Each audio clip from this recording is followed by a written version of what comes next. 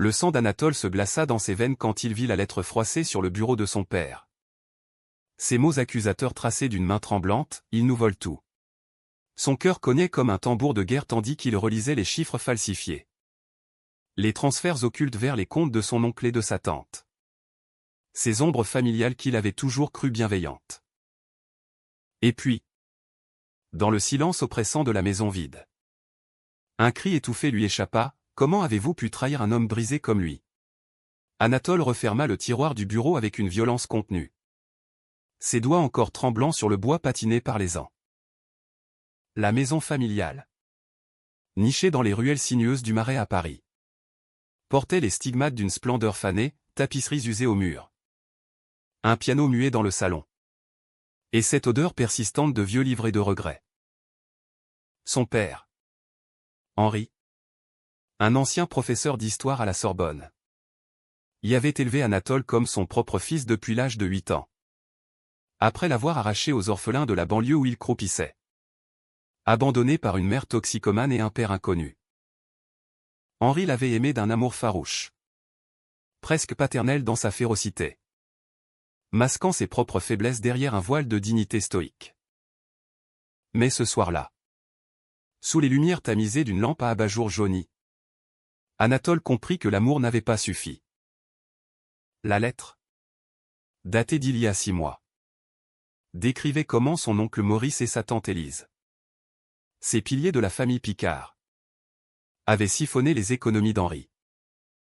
Des prêts fictifs, des investissements mirifiques qui n'avaient jamais existé, des chèques signés à l'insu du vieil homme.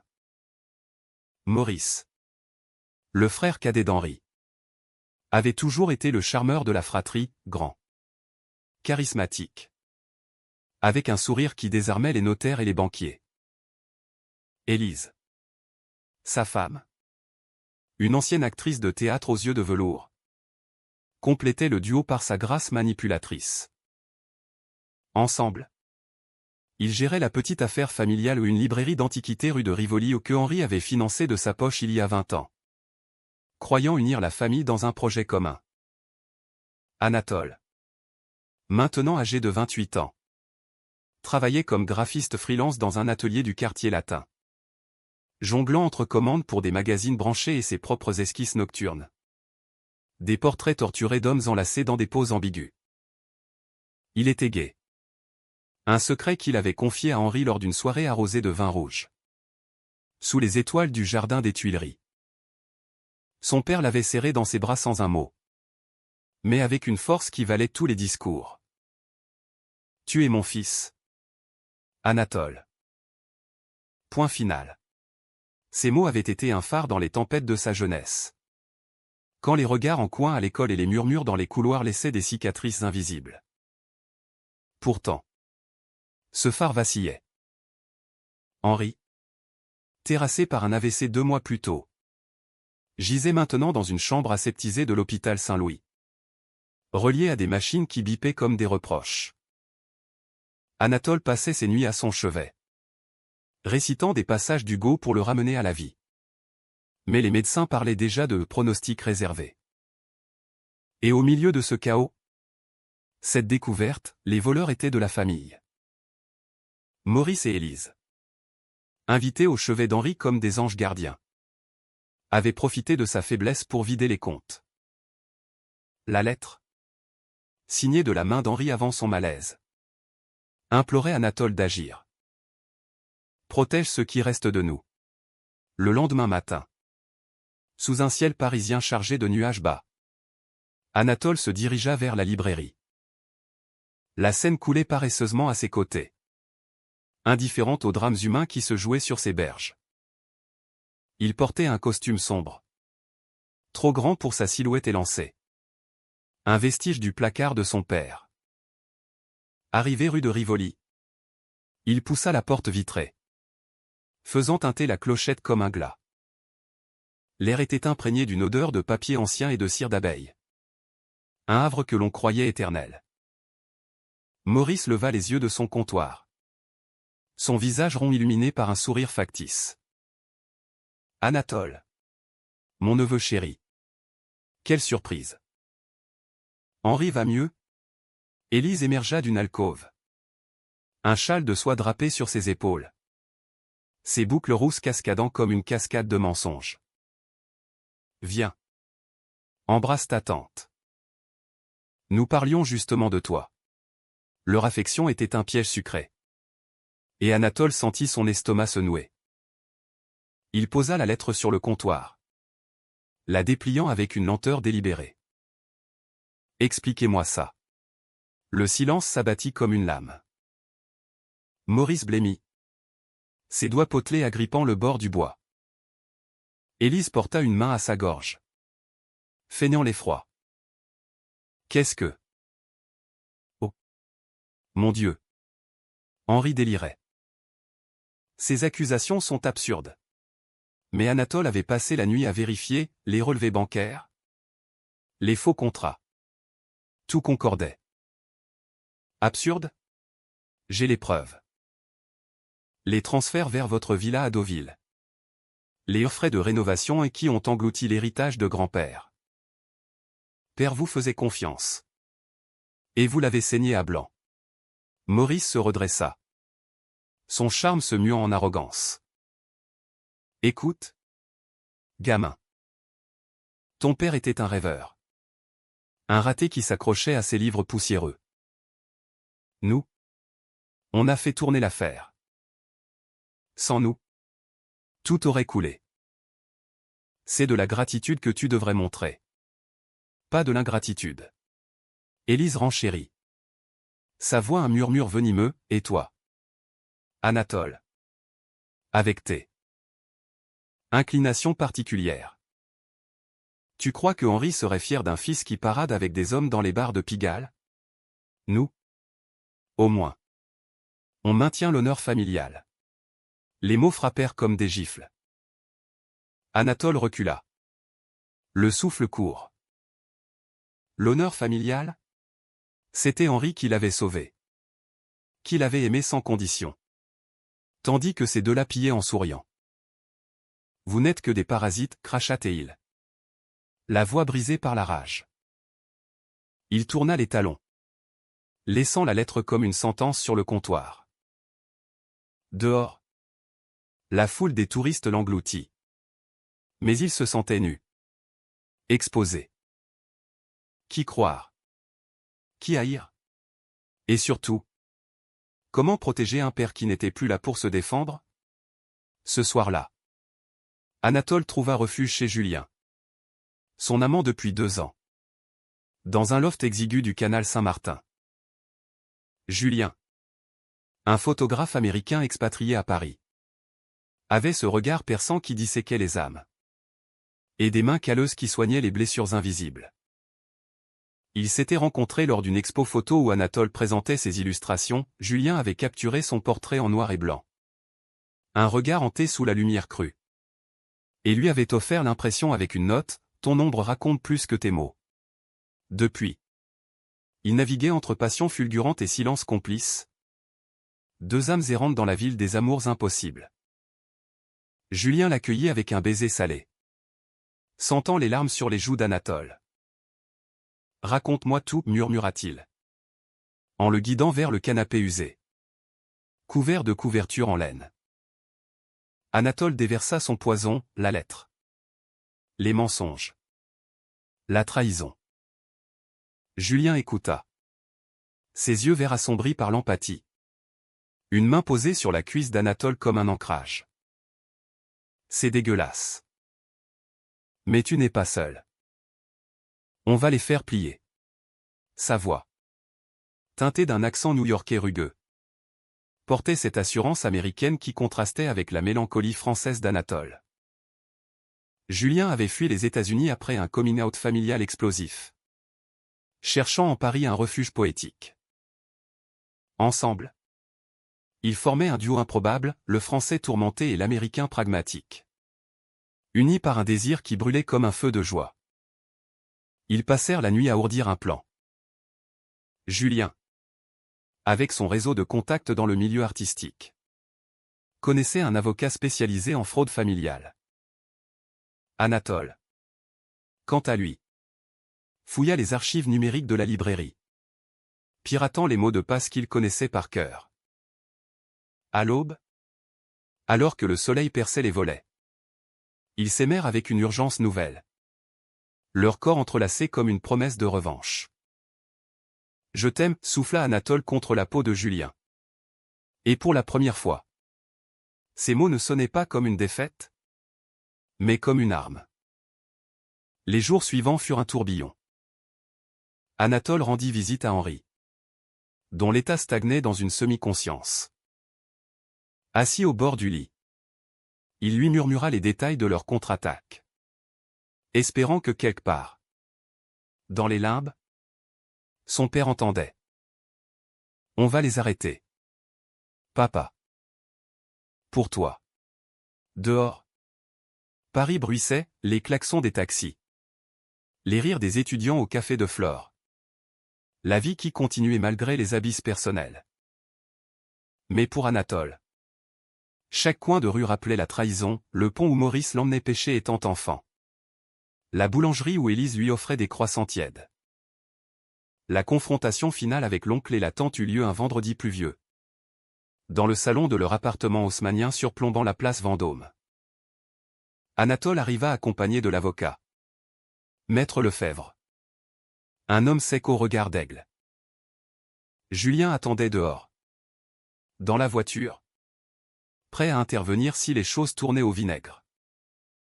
Maurice et Élise les reçurent avec une hospitalité forcée. Du champagne et des petits fours disposés comme des offrandes. « Allons, Anatole. Oublions ces malentendus, susurra Élise, sa main effleurant le bras du jeune homme. Mais il se dégagea, posant le dossier sur la table basse, contrat falsifié. Relevé bancaire. Témoignage de fournisseurs lésés. Vous avez ruiné mon père. Et maintenant, vous paierez. La voix d'Anatole était un fil tendu, prêt à rompre. Maurice éclata d'un rire nerveux. Payer? Avec quoi? Ton père nous doit tout. Sans nous, il n'aurait rien été qu'un clochard cultivé. Les mots libérèrent une fureur chez Anatole qu'il ne se connaissait pas. Il se leva d'un bond, renversant une coupe de cristal qui se brisa en éclats scintillants. Vous êtes des monstres. Il vous a donné sa vie. Et vous l'avez pillé comme des charognards. Élise. Les larmes aux yeux vraies ou feintes. Qui sait? Tenta de l'amadouer. Pense à la famille. Anatole. Pense à Henri. Un scandale le tuerait. Mais c'était précisément pour Henri qu'il agissait. L'avocat intervint, énumérant les charges, escroquerie, abus de confiance, faux en écriture. Maurice blêmit, son masque tombant pour révéler un homme ordinaire. Petit éveule. Tu ne feras rien. Gamin. Tu es comme ton père, faible. Sentimental. Et avec tes amour contre nature.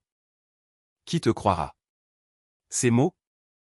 Ces mêmes mots qui avaient hanté l'enfance d'Anatole le propulsèrent dans une rage froide. Il sortit, claquant la porte, laissant Maître Lefebvre conclure l'affaire. Dehors, sous la pluie battante, Julien l'attendait, parapluie en main. Ils s'embrassèrent fougueusement, indifférents aux passants, le monde se réduisant à leur bulle d'eau et de désir. C'est fini, demanda Julien, essuyant les gouttes du visage d'Anatole. Pas encore.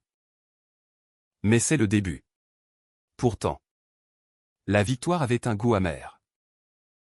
Les semaines suivantes, tandis que les procédures judiciaires s'enlisaient dans la bureaucratie française, Anatole fut assailli de doutes. Était-il vraiment le fils d'Henri? Ou juste un pion dans un jeu familial tordu? Julien, sentant la tempête intérieure, l'emmena en escapade à Montmartre, où ils errèrent dans les ruelles pavées, main dans la main, sous le regard indifférent des artistes de la place du Tertre. « Laisse-moi te photographier » proposa Julien. installant son trépied face à la basilique du Sacré-Cœur. Anatole posa. Nu jusqu'à la taille. La pluie légère caressant sa peau, symbolisant sa vulnérabilité et sa force naissante. Le cliché devint iconique plus tard. Exposé dans une galerie du Marais, fils rebelle. Mais la trahison ne venait pas que de l'extérieur. Un soir, alors qu'Anatole triait les papiers d'Henri, il trouva une boîte cachée sous le lit, des lettres jaunies, adressées à un amant d'autrefois. Henri, bisexuel refoulé, avait aimé un homme dans sa jeunesse. Un secret enterré sous des décennies de conventions. Anatole pleura, comprenant enfin la profondeur de leur lien, non pas du sang, mais du cœur brisé. « Papa. Tu étais comme moi, murmura-t-il. La nuit, lové contre Julien, il confia tout. Leur amour, physique et spirituel, se fit plus intense. Un baume sur les plaies. Julien, avec son humour yankee, le taquina, en France. On appelle ça du romantisme existentiel. Aux States, on dirait juste get over it and fuck like Rabbi. Anatole rit. Un rire libérateur. Et ils firent l'amour jusqu'au matin. Leurs corps fusionnant dans une danse primitive.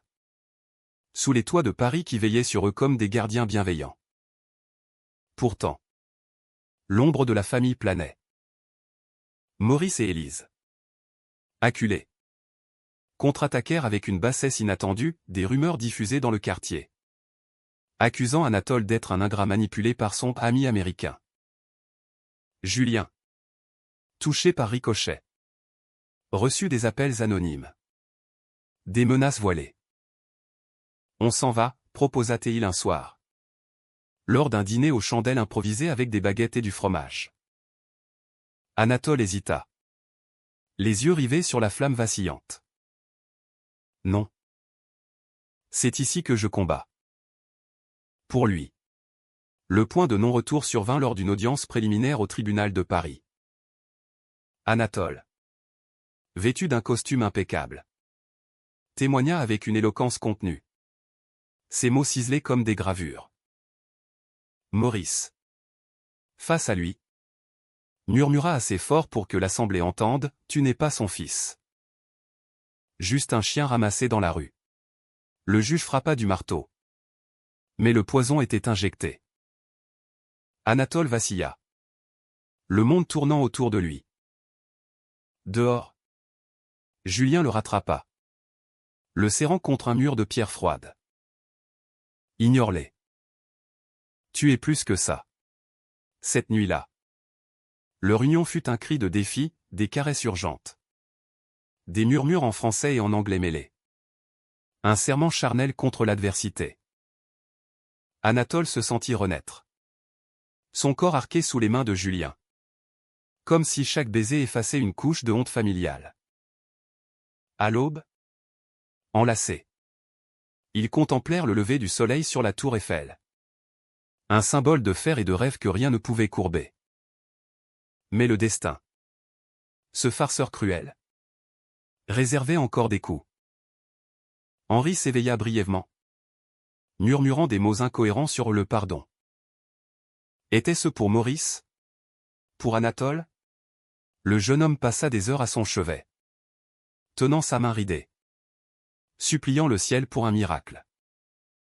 Julien, en retrait, captura ces instants en photo discrète. Des témoignages d'amour filial qui deviendraient plus tard le cœur d'une exposition émouvante.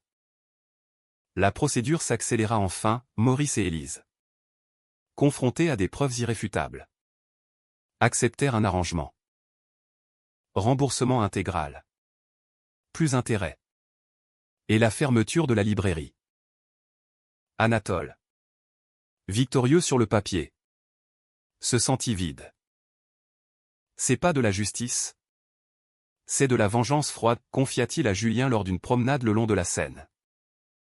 L'Américain haussa les épaules. Son appareil photo en bandoulière. La vengeance?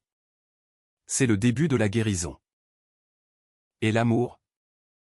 La fin. Pourtant, la cicatrice saignait encore. Lors d'un dîner familial forcé ou une clause de l'accord pour réconcilier, Élise glissa à Anatole, « Tu as gagné. Mais à quel prix? Ton père meurt en sachant sa famille brisée. » Les mots le hantèrent, transformant la victoire en poison.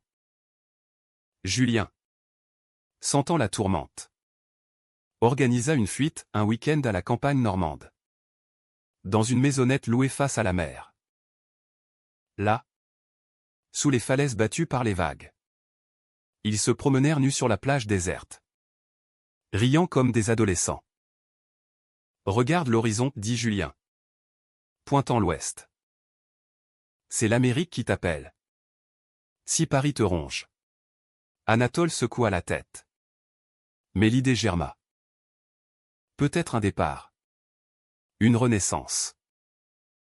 De retour à la capitale, il trouva Henri lucide, les yeux clairs pour la première fois depuis des mois. « Mon fils, » murmura le vieil homme, serrant sa main. « Pardonne-les. Et pardonne-toi. » Ces mots, simples, libérèrent un sanglot chez Anatole. Père et fils pleurèrent ensemble. Un rituel de guérison dans la chambre blanche. Julien, témoin silencieux, sut alors que leur histoire n'était pas finie. Leur amour, forgé dans le feu de la trahison, était une forteresse. Mais les ombres familiales, tenaces, préparaient un dernier assaut. Les semaines qui suivirent l'éveil d'Henri furent un sursis fragile. Une parenthèse de lumière dans le crépuscule familial. Anatole veillait sur son père avec une dévotion presque religieuse, alternant entre l'hôpital et le loft de Julien, où les nuits se muent en sanctuaire de tendresse. Julien, avec sa patience infinie, cuisinait des plats américains ou des burgers maison saignants de ketchup, des apple pie croustillantes pour arracher des sourires à Anatole. « Mange, mon franchi mélancolique, » taquina-t-il, ses lèvres effleurant l'oreille du jeune homme. Ces instants, volés à la tourmente, tissaient un cocon où l'amour gai d'Anatole aussi longtemps nié, si souvent moqué, fleurissait en secret, loin des regards parisiens inquisiteurs. Henri, miraculeusement stabilisé, rentra à la maison du Marais un matin d'octobre pluvieux. La ville, parée de ses feuilles d'automne rougissantes, semblait conspirer pour une renaissance. Anatole avait tout préparé, le lit refait avec des draps frais, un bouquet de chrysanthèmes sur la table de chevet, et une pile de livres Proust, Camus, des tomes sur l'exil et le retour. « Bienvenue chez toi. Papa, » murmura-t-il en aidant Henri à s'asseoir, ses bras tremblants soutenant le corps amaigri. Le vieil homme, les yeux humides, posa une main sur la joue de son fils adoptif. « C'est toi qui m'as ramené, Anatole. » Pas les médecins. Les premiers jours furent idylliques dans leur simplicité. Julien devint un pilier discret, il photographiait Henri en train de lire au jardin, capturant la sagesse ridée du visage, ou aidait à préparer des tisanes aux herbes. Henri, découvrant l'attachement de son fils pour cet Américain charismatique, l'observa avec une curiosité bienveillante. Lors d'un thé dominical, il confia à Julien, « Anatole est un esprit libre, comme les oiseaux que j'aimais regarder enfant sur la Loire. » Ne le cache pas. Julien rit, son accent roulant les guerres comme un défi. « Monsieur, je ne cache personne. Je vole avec. » Mais sous cette surface lisse, les fissures persistaient. Maurice et Élise, bien que muselés par l'accord judiciaire, ourdissaient dans l'ombre. Ils avaient engagé un détective privé, un rat des bas-fonds parisiens, pour fouiller le passé d'Anatole, ses nuits dans les clubs gays de Le Marais, ses relations éphémères avant Julien. Même des rumeurs sur son adoption, était-ce vraiment légal? Ou un caprice sentimental d'Henri? Les rapports atterrirent sur le bureau d'un tabloïd People. Paris Confidential. Connu pour ses scoops sordides sur les familles en vue. Le titre, le fils adopté rebelle, amour interdit et héritage volé. L'article parut un mardi matin. Accompagné de photos floues volées, Anatole et Julien s'embrassant sur le pont des Arts. Henri en fauteuil roulant avec un regard hanté. La famille Picard explosa en ragot, tante lointaine appelant pour compatir. Cousin snobant au dîner. Anatole.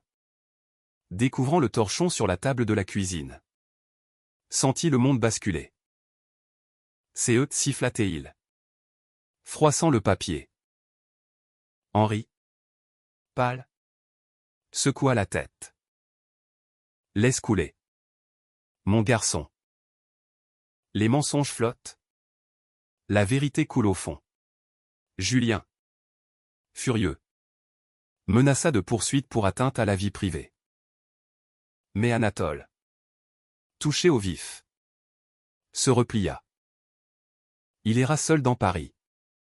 Visitant les lieux de son enfance, le Luxembourg où Henri lui apprenait à lancer un cerf-volant. La scène où il pêchait des rêves. La nuit. Il revint vers Julien. Brisé. Et leur étreinte fut un ouragan, des ongles dans la chair. Des gémissements étouffés. Un exorcisme physique contre la honte imposée. Ils veulent me briser parce que j'aime un homme, halta Anatole. Son corps secoué de spasmes. Julien. Le tenant fermement. Répondit d'une voix rauque, et moi. Je te reconstruis parce que je t'aime plus que le renne. Cette épreuve raviva les flammes romantiques entre eux. Julien organisa une séance photo privée dans un atelier abandonné du 13e arrondissement. Où Anatole posa en Adam nu. Vulnérable. Julien en hédonien tentateur. Les clichés, développés dans la chambre noire improvisée, devinrent des talismans, des corps enlacés dans la pénombre. Symbole de résilience queer. C'est ton manifeste, dit Julien. Épinglant une épreuve au mur. Anatole. Pour la première fois. Se vit beau dans ses yeux, pas un paria. Mais un héros tragique. Henri. Sentant la tourmente. Confia à son fils un secret enfoui, son propre amour perdu. Un certain Paul. Rencontré lors d'un congrès à Lyon en 1975. J'ai fui. Anatole. Peur du scandale. De la famille. Ne fais pas comme moi. Ces mots, murmurés lors d'une après-midi ensoleillée au parc Monceau, libérèrent Anatole. Il embrassa son père sur le front. Un geste filial chargé d'une intimité nouvelle. Transgénérationnelle. Je ne fuirai pas. Papa. Julien est mon Paul. Mais en mieux. Pourtant. La trahison s'approfondit. Élise. Feignant la réconciliation. Invita Anatole à un thé familial dans leur appartement vide, la villa de Deauville vendue pour rembourser les dettes. Nous regrettons. Mon neveu roucoula TL. Versant du Darjeeling fumant. Maurice. Absent. Avait laissé un mot, pour le bien de Henri. Oublie. Mais Anatole vit clair dans le jeu, un enregistreur caché dans le salon. Destiné à piéger ses aveux pour un chantage. Il feignit l'amnésie. Signant un faux pardon. Puis alerta Maître Lefebvre. La police perquisitionna le lendemain. Saisissant ordinateur et documents. Élise s'effondra en larmes théâtrales, traître. Tu détruis tout. Anatole. Sortant du commissariat sous une pluie torrentielle. Courut vers Julien. Ils se réfugièrent dans un bistrot du quartier latin. Commandèrent des absinthes vertes qui brûlaient la gorge comme la vérité. C'est la fin, dit Anatole. Les mains tremblantes. Julien le serra contre lui. Indifférent au regard des habitués. Non. C'est le milieu. Après la tempête vient l'arc-en-ciel. Comme disent les poètes yankees. Leur baiser. Là. En public. Fut un acte de défi, lèvres humides de pluie et de liqueur. langue dansant une valse rebelle. Henri, apprenant l'affaire, exigea une confrontation finale. Il se fit porter en taxi jusqu'à l'appartement de Maurice. Anatole et Julien à ses côtés comme des gardes du corps. La scène, digne d'un drame de boulevard, se déroula dans le salon aux meubles Empire, Henri. En chaise roulante, face à son frère. « Tu m'as volé mon argent. » Maurice. « Mais pire. Tu voles mon fils de sa paix. » Maurice. Acculé. Balbutia des excuses larmoyantes. Élise, en retrait, se contenta d'un regard haineux vers Anatole et Julien. Main dans la main. Des sodomites crachataient elle bas. Henri se redressa. Sa voix un tonnerre, l'amour n'a pas de genre. Élise. Le tien est pourri d'avarice. La famille se fractura ce jour-là. Comme un vase Ming brisé. Maurice promit un dernier virement. Élise s'enfuit à Nice chez une sœur. Anatole, portant son père dehors, sentit un poids s'envoler. Dans la voiture, Henri rit faiblement, on est libre. Fiston. Julien, au volant, klaxonna joyeusement, slalomant dans le trafic parisien. Mais la liberté avait son prix. Les rumeurs persistèrent. Touchant le travail d'Anatole, un client majeur annula une commande. Citant une controverse familiale. Julien, lui, vendit ses photos à une galerie queer de Berlin. Un succès qui le tenta vers l'exil. Viens avec moi, proposa-t-il lors d'une nuit blanche. Leur corps épuisé après une étreinte marathon. Anatole hésita. Le cœur déchiré entre Paris. Son père fragile. Et cet amour transatlantique. Le climax survint lors de l'exposition de Julien au Centre Pompidou. La salle, bondée d'artistes et de critiques. Exposé d'Amour défendu, une série sur Anatole, Henri et leur saga. Une photo centrale montrait Anatole et Julien sur le pont. Sous la pluie. Avec en overlay les mots d'Henri, protège ce qui reste de nous.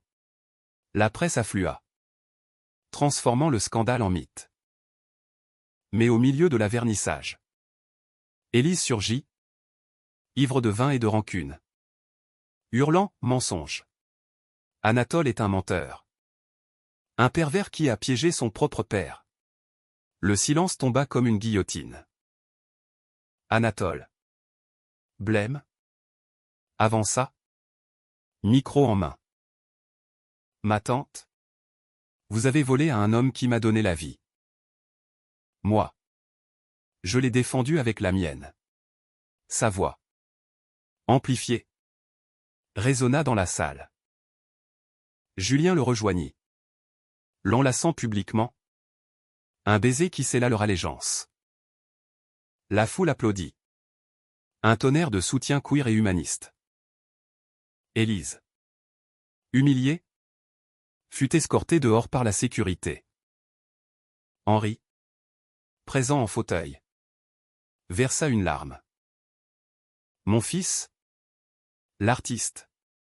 Ce soir-là. La famille la vraie. Celle du cœur dîna dans un restaurant surplombant la Seine, Henri, Anatole, Julien. Et même Maître Lefebvre comme invité surprise. Les rires fusèrent. Les toasts s'enchaînèrent. Un vin de Bordeaux rouge comme le sang versé. Pourtant, dans l'intimité du loft, Anatole douta. Et si c'était trop tard pour eux, murmura-t-il à Julien. Lové contre son torse poilu. L'Américain caressa ses cheveux. Le pardon n'est pas pour eux. C'est pour toi. Et notre amour? C'est éternel. Comme la ville qui nous entoure. Paris. Cette nuit scintilla de mille feux. Témoin d'une résilience forgée dans la trahison. L'hiver s'installa sur Paris comme un manteau de velours gris, étouffant les rues d'un froid humide qui s'infiltrait jusqu'aux os. Anatole. Fort de la victoire publique à l'Exposition, se lança dans une série d'illustrations pour un magazine LGBTQ+, des portraits de familles recomposées. D'amour nomade. Inspiré par sa propre odyssée. Julien. Galvanisé par le succès berlinois. Préparait un livre photo. Exil intime. Où chaque chapitre dépeignait une facette de leur duo, le français mélancolique et l'américain audacieux. Unis contre les vents contraires. Henri. Regagnant des forces. Reprit ses chroniques pour un journal local. Écrivant sur l'histoire cachée des amours prohibés dans la capitale, Oscar Wilde à l'hôtel d'Alsace. Cocteau et ses muses androgynes. Mais la paix était illusoire. Un répit entre deux assauts. Maurice. Ruiné et amer. Lança une contre-attaque légale, une plainte pour diffamation. Accusant Anatole d'avoir exagéré les faits pour protéger son mode de vie immoral. Les audiences s'enchaînèrent dans les couloirs froids du palais de justice, où les avocats s'affrontaient comme des duellistes verbaux. Anatole. Cité comme témoin. Revécu l'enfer, les transferts bancaires énumérés. Les nuits d'insomnie à falsifier des preuves. Élise. Revenue de Nice. Témoigna avec un pathos calculé, mon neveu a toujours été jaloux. Son père l'adorait. Mais lui? Il préfère ses amants à la famille. Julien. Soutenant Anatole dans les loges humides. Serrait les poings. C'est de la guerre psychologique. Ils veulent te voir craquer. Et Anatole craqua. Un soir après une audience épuisante. Il rentra saoul, titubant dans le loft. Et accusa Julien, toi aussi. Tu profites de mon drame. Tes photos? Ton succès, c'est mon sang qui paie. Les mots? Vomis dans la fièvre de l'alcool. Blessèrent profondément. Julien. Les yeux rougis. Répliqua, je t'aime pour toi. Pas pour ton histoire. Mais si tu doutes, peut-être que Paris te retient plus que moi. Le silence qui suivit fut un gouffre. Anatole s'effondra à genoux, pleurant comme un enfant. Julien le releva, l'embrassant avec une tendresse féroce. Pardonne-moi, murmura Anatole. Ses lèvres salées contre celles de son amant. Leur réconciliation fut une tempête sensuelle, des corps nus roulant sur le sol froid. Des confessions chuchotées entre deux halètements. Un renouvellement charnel qui scella leur pacte. À l'aube, enlacés, Julien proposa, allons voir Henri. Il saura nous guider. Henri. Dans son bureau encombré de livres. Les reçut avec une sagesse usée par les ans. La trahison. Mes garçons. Est une leçon d'amour. Maurice m'a volé de l'argent. Mais vous? Vous m'avez rendu la vie. Il conta une anecdote oubliée, son frère et lui. Enfant à la ferme Loiraine. Partageant un secret sur un amour juvénile pour le même garçon du village. La jalousie a toujours été notre poison familial. Briser le cycle. Anatole. Ému. Serra la main de Julien sous la table. Un geste discret mais chargé de promesses. Pourtant. Le doute persistait. Un verre dans le fruit. Anatole commença à rêver de Maurice enfant. Innocent. Et se demanda si la haine n'était pas un miroir déformant. Julien. Sentant la fissure. Organisa une escapade surprise, un train pour Venise. Cité des amours masqués. Là. Sous les gondoles brinque-ballantes et les ponts voûtés. Ils se perdirent dans une romance italienne. Anatole. Vêtu d'un foulard volé dans une boutique de la Rialto. Posa pour Julien devant le palais des Doges. Son profil aquilin capturé dans la brume lagunaire. Tu es mon masque, dit-il. Riant. Julien répondit par un baiser volé. Indifférente aux touristes, et toi? Mon vrai visage. De retour à Paris. La plaidoirie finale eut lieu sous la neige rare qui saupoudrait la ville d'un voile purificateur. Maître Lefebvre. Implacable. Présenta les preuves irréfutables, enregistrement des menaces d'Élise. Traces numériques des virements. Maurice. Au banc des accusés. Croisa le regard d'Anatole, un mélange de défi et de désespoir. Pourquoi, murmura-t-il bas. Assez pour que son neveu entende. Anatole. Le cœur serré. Répondit, parce que l'argent n'achète pas l'honneur. Le juge rendit son verdict, non-lieu pour diffamation. Et une amende supplémentaire pour Maurice. Élise. Défaite? S'évanouit théâtralement. La victoire. Cette fois. Fut douce amère.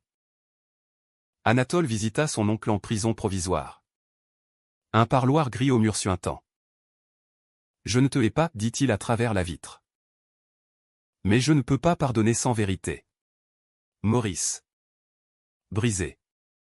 Avoua, l'avidité née d'une faillite cachée. La peur de décevoir Élise. L'amour tordu pour Henri qu'il enviait depuis l'enfance. Tu es son vrai fils, conclut-il. Une larme coulant sur sa joue flasque. Anatole sortit. Le poids allégé. Mais l'âme marquée. Julien l'attendait dehors. Neige dans les cheveux. Et maintenant, demanda-t-il. Allumant une cigarette malgré le froid. Anatole sourit. Un vrai sourire. Maintenant. On vit. Leur hiver se teinta de joie simple, marché de Noël au champ de Mars. Où ils choisirent un sapin minuscule, dîner chez Henri avec des crêpes flambées, et des nuits d'amour où les corps parlaient ce que les mots peinaient à exprimer ou une fusion lente.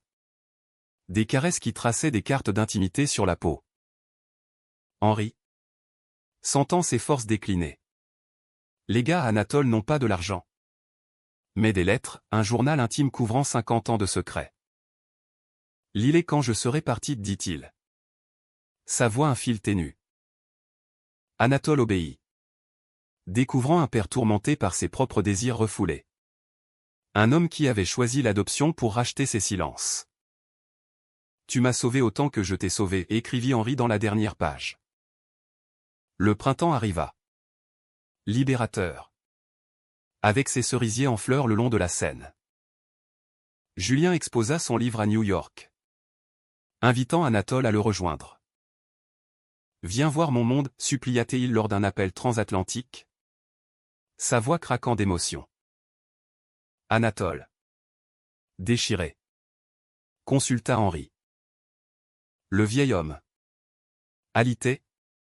Hocha la tête. Va. Mon fils. L'amour ne s'attend pas. Mais au moment du départ. À la gare de Lyon.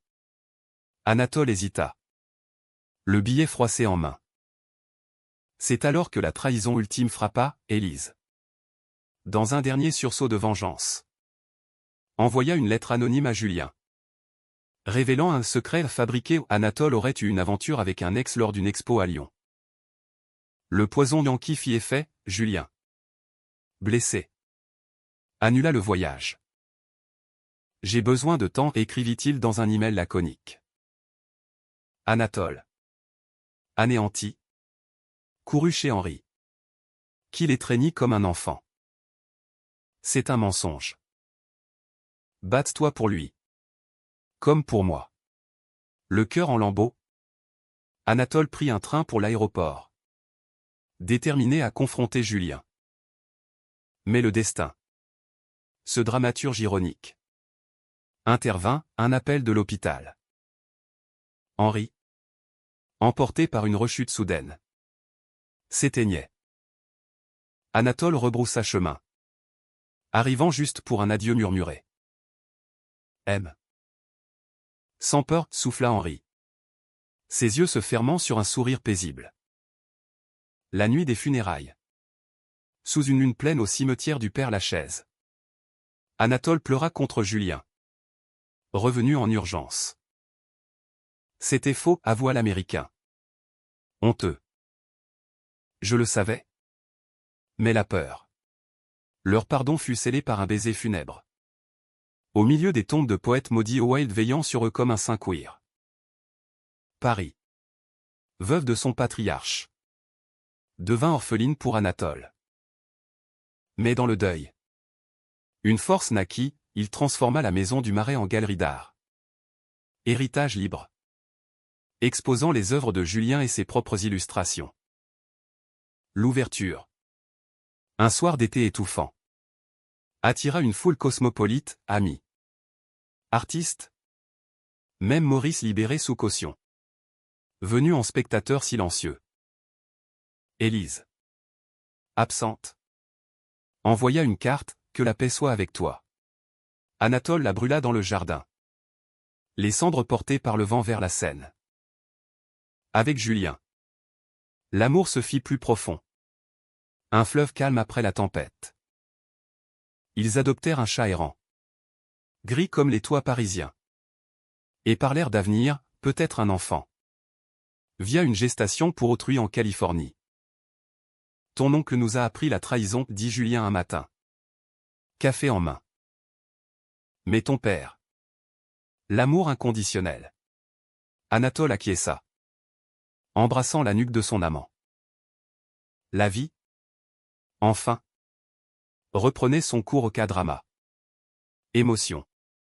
Romance tissée dans le tissu humaniste de la Cité Lumière. L'été 2026 enveloppa Paris d'une chaleur languide. Transformant les boulevards en fourneaux où les Parisiens migraient vers les terrasses ombragées. Verre de pastis à la main. Anatole. Veuve de son père depuis 3 mois. Naviguait le deuil comme un esquif sur des eaux agitées, des jours de sérénité où il gérait la galerie avec une efficacité nouvelle. Et des nuits hantées par des rêves où Henri marchait à nouveau. Main dans la main avec un fantôme au trait flou au pôle. Sans doute. Julien. Ancré à ses côtés. Infusait ces ténèbres d'une lumière américaine, des road trips improvisés en Vespa le long de la Marne. Des barbecues sur les quais avec des amis queer du milieu artistique. Des matins paresseux où il murmurait des poèmes de Whitman contre la peau d'Anatole. La galerie Héritage libre devint un phare dans le Marais. Un espace où les murs blanchis exposaient non seulement les photos ciselées de Julien et ses corps enlacés sous la pluie. Ses regards brisés reconstruits mais aussi les illustrations d'Anatole, des silhouettes androgynes errant dans des rues parisiennes fantasmagoriques. Symbole de famille brisée et recousue. Les critiques saluèrent un manifeste humaniste sur l'amour adopté. Et les ventes affluèrent. Permettant à Anatole de rembourser les dettes résiduelles d'Henri. Maurice. En liberté conditionnelle. Passa un après-midi incognito. Feignant l'intérêt pour une épreuve. C'est beau, marmonna-t-il avant de s'éclipser. Un pas vers une rédemption friable. Pourtant. La cicatrice de la trahison pulsait encore. Élise. Reléguée à une chambre d'hôtel miteuse près de la Bastille. Tenta une approche larmoyante, une lettre manuscrite. Emplie de regrets empoulés. Je n'ai fait que protéger notre nom. Anatole. Ton. Julien. Il t'emmènera loin. Et nous serons oubliés. Anatole la lut à voix haute à Julien. Lors d'un pique-nique au bois de Boulogne. Et ils rirent un rire cathartique. Libérateur. Elle a peur de l'oubli, commenta Julien. Mâchant une olive. Nous. On construit l'éternel. Leur romance. Affinée par les épreuves. Atteignit des sommets lyriques. Julien surprit Anatole avec un voyage à la Provence. Louant une masse isolée près de Gordes. Où les champs de lavande s'étendaient comme un tapis violet sous le Mistral. Là. Nus sur une terrasse en pierre. Ils firent l'amour au coucher du soleil. Le ciel se parant de rose et d'orange comme un tableau de Cézanne. Épouse-moi, souffla Julien. Glissant un anneau d'argent gravé « Amour défendu » au doigt d'Anatole. Le Français. Les larmes aux yeux. Accepta d'un baiser vorace, oui. Mon Yankee rebelle. Le mariage. Célébré en petit comité à la mairie du 4e arrondissement. Fut un acte de pure poésie. Henri absent. Son esprit plana via une lecture de son journal intime par Anatole, L'amour est un héritage. Pas un fardeau. Julien. En costume 3 pièces slim. Prononça des vœux en anglais matinée de français, je te promets les étoiles de New York et les ponts de Paris. Les rires et les larmes. Pour toujours. Anatole. Ému. Répondit envers Hugolien, dans tes yeux. Je trouve ma patrie perdue. Les amis applaudirent. Un arc-en-ciel de drapeaux queer flottant à la sortie. Tandis que la scène scintillait en contrebas. Mais le bonheur. Ce mirage attira les ombres. Maurice. Apprenant l'union. Envoya un cadeau empoisonné, un album photo familial ancien. Avec des annotations venimeuses soulignant l'anomalie d'Anatole. Pour te rappeler tes racines, notait-il. Julien. Voyant la détresse de son époux. Organisa une confrontation, un dîner tendu dans un brasserie de Montparnasse. Maurice arriva. Vieilli. Voûté. Élise à son bras comme une ombre repentante. Félicitations, dit-il d'une voix rauque. Levant son verre. Mais ses yeux trahissaient l'envie, vous avez tout gagné. Nous? Rien. Anatole. Fort de son deuil et de son amour. Répondit avec une clémence inattendue, recommençons. Pas pour pardonner. Mais pour guérir. Élise. Surprise. Fondit en larmes vraies cette fois. J'ai eu peur. Mon neveu. Peur de l'amour qui échappe aux normes. La soirée se mua en confession, Maurice avouant ses dettes de jeu. Élise son enfance misérable à la campagne. Pour la première fois. La famille se vit humaine. Faillible. Julien. Médiateur silencieux. Captura des portraits discrets ou des visages ridés par le temps. Mais adoucis par l'aveu. Cette réconciliation fragile propulsa Anatole dans une phase créative effrénée. Il lança une série graphique. Familles oubliées. Inspiré par les lettres d'Henri, des BD où des pères adoptifs et fils gays défiaient les tabous. Vendu à des festivals de Angoulême. Julien. Complice. Intégra des photos hybrides. Fusionnant art numérique et analogique. Leur duo devint une marque. Invité à des panels sur l'inclusivité. Où Anatole parlait de l'héritage queer français avec une éloquence qui captivait. Pourtant. Un conflit interne couvait. Julien. Tiraillé entre Paris et New York. Reçut une offre alléchante, une chaire de photographie à NYU. Avec budget pour des projets transatlantiques. C'est notre chance, dit-il un soir. Lors d'une croisière privée sur la Seine. Les tours de Notre-Dame illuminées en fond. Anatole. Serré contre lui. Sentit le doute ronger, et la galerie? Henri. Julien caressa son dos, on la garde. On voyage. L'amour n'est pas sédentaire. La décision bascula lors d'une tempête émotionnelle.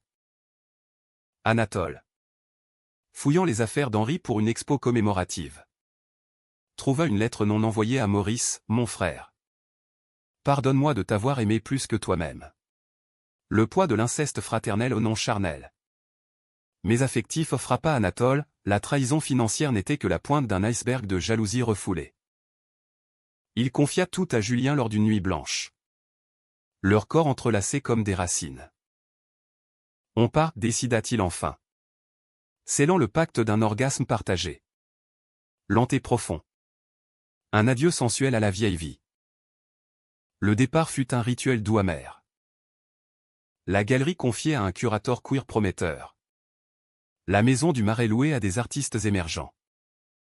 Maurice et Élise. Invités à l'aéroport. Offrir un au revoir larmoyant, revenez, supplia Élise. Embrassant Anatole. Maurice. Ému. Glissa un chèque, le dernier reliquat de l'héritage. Pour votre nouveau départ. Julien. Tolérant. Serra la main de l'oncle, la famille. C'est ce qu'on choisit. À New York. L'Amérique les avala avec son énergie brute, gratte-ciel hérissé comme des défis. Rue grouillante de diversité. Julien plongea dans ses cours. Anatole dans un atelier de Brooklyn, où ses illustrations trouvèrent un public vorace pour les récits immigrants. Leur appartement.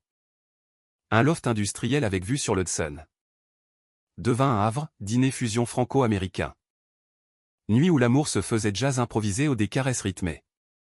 Des murmures multilingues. Mais l'exil révéla de nouvelles failles. Julien, submergé par l'ambition, négligea Anatole lors d'une crise, un retard de commande pour un magazine. Un anniversaire oublié. Tu changes, accusa Anatole lors d'une dispute orageuse.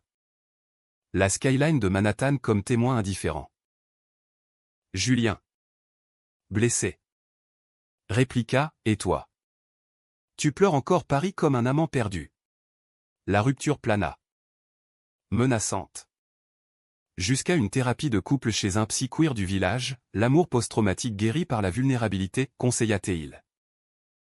Ils obéirent, partageant des lettres quotidiennes comme Henri et Paul jadis, aujourd'hui. J'ai pensé à ton sourire sous la pluie, écrivait Julien. Anatole répondait, et moi? À tes mains qui me reconstruisent.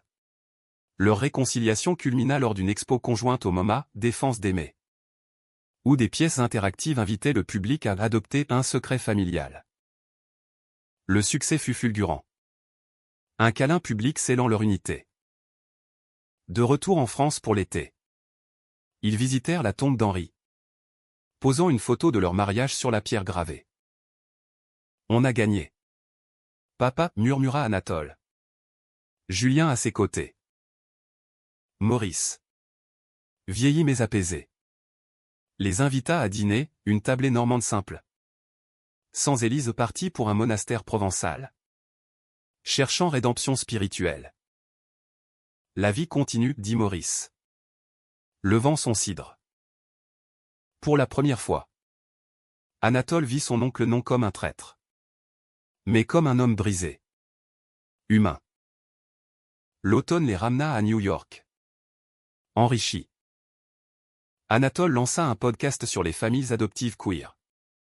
Julien un workshop sur la photo thérapeutique. Leur amour, maintenant tricentenaire, se fit mentor, ils aidèrent un jeune couple gay immigré, offrant asile et conseils. Comme Henri pour moi, dit Anatole, observant Julien jouer avec l'enfant du duo. Pourtant, un écho de drame persistait. Une lettre d'Élise arriva. Postée de Provence, j'ai lu tes BD. Tu as raison. Pardonne-moi. Anatole, ému, répondit, viens voir l'exposition à Paris l'an prochain. La boucle se fermait. Humaniste, sans triomphe absolu. Dans leur lit, sous les lumières clignotantes de la ville qui ne dort jamais, Anatole et Julien s'aimèrent avec la sagesse des survivants, lent, profond, éternel. À nous, murmura Julien. À l'héritage, répondit Anatole. L'Amérique, avec son souffle romantique, avait guéri le français. Et Paris, en eux, vivait toujours.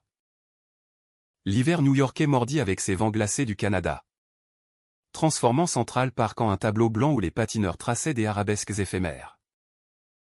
Anatole et Julien, installés depuis 6 mois dans leur loft de Chelsea, avaient dompté le rythme effréné de la grosse pomme, matin de bagel et de café filtre chez un deli juif du coin. Après-midi de brainstorming pour des projets communs, un docu-fiction sur les exils queer, mêlant interviews parisiennes et portraits brooklyniens. La galerie du Marais prospérait via Zoom, gérée par leurs protégés. Et les appels hebdomadaires à Maurice apportaient des nouvelles tièdes, Élise méditait toujours, mais promettait un retour pour Noël.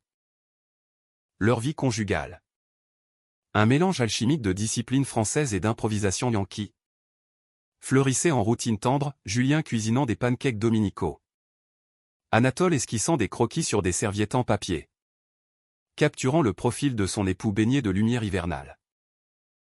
L'amour physique, affiné par la distance émotionnelle surmontée, Se faisaient rituels, des douches partagées où l'eau chaude effaçait les fatigues.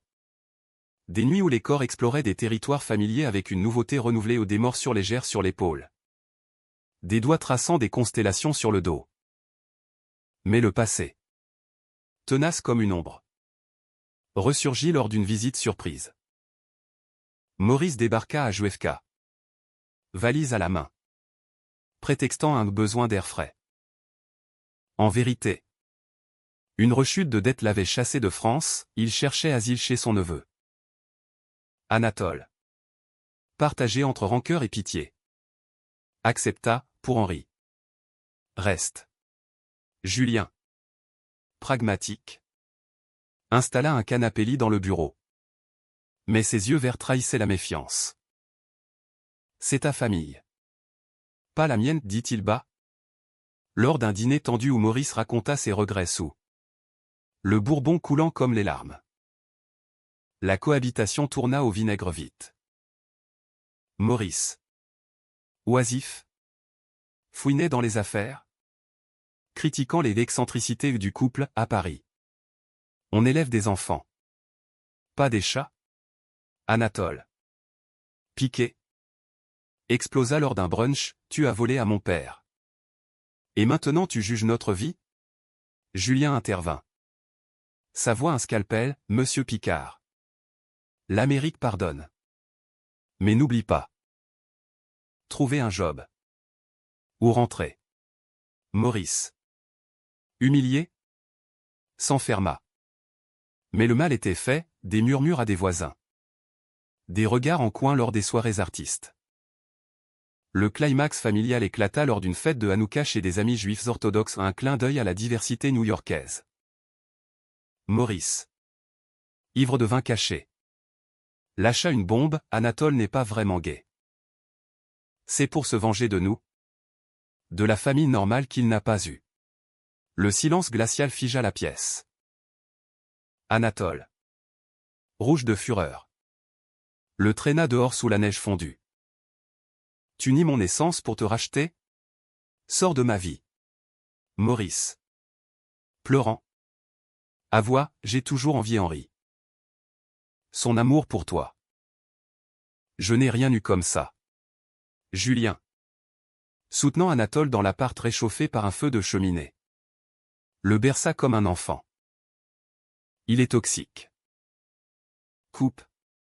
Mais Anatole, forgé par l'humanisme paternel, opta pour la thérapie familiale, des sessions virtuelles avec un psy transatlantique.